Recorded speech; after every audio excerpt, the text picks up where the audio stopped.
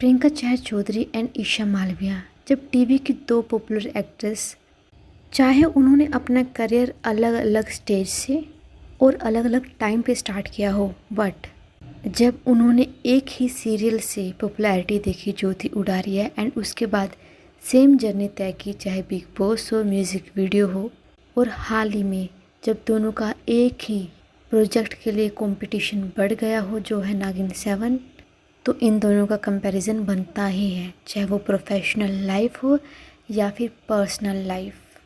तो चलिए शुरू करते हैं कि कैसे एक ही जर्नी का पार्ट होते हुए भी दोनों ने अलग अलग स्ट्रगल्स देखे, लोगों ने उनको प्यार दिया, नफ़रत दी और दो पार्ट्स में डिवाइड कर दिया।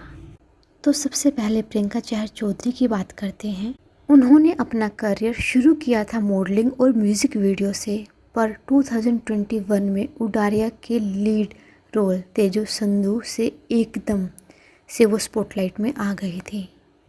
ऑन द अदर हैंड अगर हम ईशा की बात करें तो उन्होंने भी अपना करियर मॉडलिंग और सोशल मीडिया से ही स्टार्ट किया था, बट छोटे ही एज में उनको भी उडारिया का सीरियल मिल गया था जहां उन्होंने जैस्मिन का रोल प्ले किया था। एंड सीरियल में सबसे पहले जैस्मिन एक पॉजिटिव रोल कहीं ना कहीं प्ले कर रही थी, बट धीरे धीरे उनका कैरेक्टर जो था वो नेगेटिव की ओर शिफ्ट होना शुरू हो गया, एंड तेजो को मतलब प्रियंका चहर चौधरी को एक पॉजिटिव लाइट में दिखा गया और उनका कैरेक्टर स्ट्रॉन्ग और इमोशनल था जो घर घर में पॉपुलर हो गया था।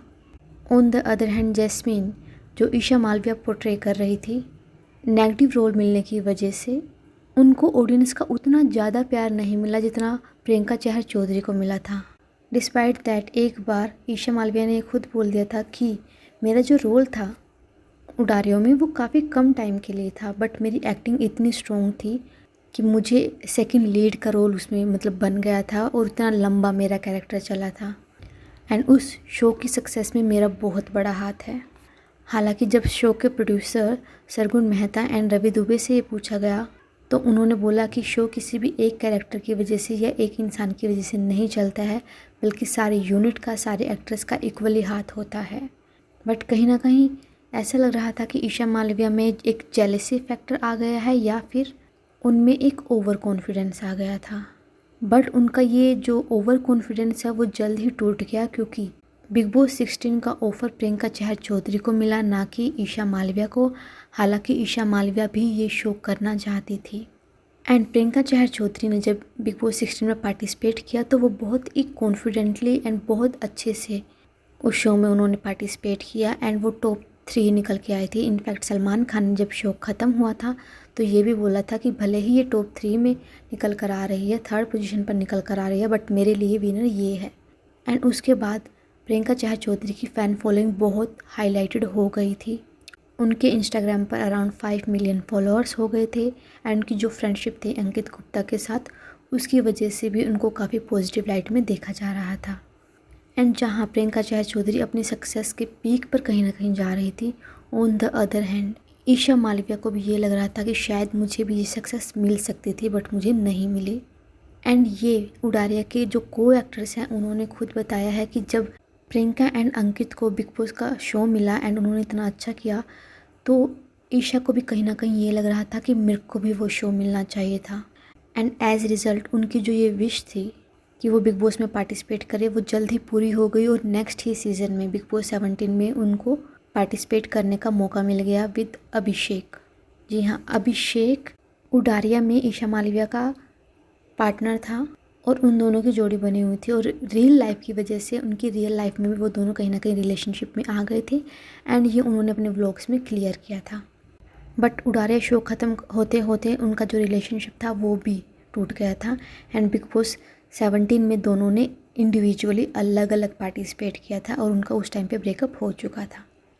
एज रिज़ल्ट जब बिग बॉस 17 में उन दोनों ने पार्टिसिपेट किया तो ईशा मालविया को कहीं ना कहीं एक नेगेटिव लाइट में दिखा दिया गया, एंड अभिषेक को एक पॉजिटिव लाइट या सिंपैथी मिल गई क्योंकि वो अभी भी मूव ऑन नहीं हुआ था, एंड वो ट्राई कर रहा था कि ईशा उसकी लाइफ में वापस आ जाए। बट शो में जब ईशा का उस टाइम पे करंट बॉयफ्रेंड था समर्थ, उन्होंने एंट्री की तो अभिषेक बिल्कुल टूट गया था, एंड उनके लिए सिंपैथी और भी ज़्यादा बढ़ गई थी ऑडियंस के बीच। एज रिज़ल्ट हुआ क्या, कि जैस्मीन मतलब ईशा मालविया काफ़ी पहले ही एलिमिनेट हो गई थी एंड अभिषेक टॉप 3 में गए थे, टॉप 2 में गए थे इनफैक्ट। तो उनको बिग बॉस से इतनी पॉपुलैरिटी नहीं मिली जितनी प्रियंका चहर चौधरी को मिली थी। एंड ये ही नहीं, जब प्रियंका ने बिग बॉस में पार्टिसिपेट किया था तो उस टाइम पे जो उडारिया की टीम थी जो उन्होंने शो किया था, लगभग सारी ही टीम ने उनको मोटिवेट किया था, उनको सपोर्ट किया था बाहर से। But on the other hand जब ईशा मालविया बिग बॉस के अंदर गई थी तो सब ने उसको सपोर्ट नहीं किया था and most of the players जो थे वो अभिषेक को सपोर्ट कर रहे थे जो उडारिया की टीम के थे। एंड एज रिज़ल्ट बाद में ईशा को कहीं ना कहीं लगा और उन्होंने शायद इनडायरेक्टली कन्वे भी किया कि ये लोग मुझसे जलते हैं, मेरी सक्सेस से ही जलते हैं।